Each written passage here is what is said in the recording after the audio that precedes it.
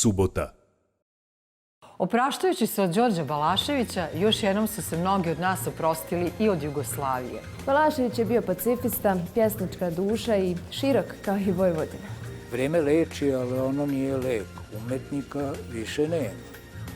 Đorđe Balaševića nema više s nama kao umetnika in vivo, a sada on naravno svako malo dete zna da je on tu svuda oko nas i to je deo te naše kolektivne postjugoslovenske sudbine.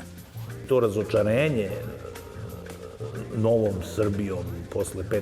oktobra 2000. je takođe ono što su mnogi osetili od nas, a on to rekao, ili kad nije rekao dovoljno što je ćutao, bilo je jasno šta da kaže. Iako bi nešto možda se u toj pjesmi mogla zamjeriti Balaševiću koji je bio klinac, da nije bio svjestan da taj bitaka plam može da ide iznutra prema unutra. Ovo je kraj epohe velikih ličnosti.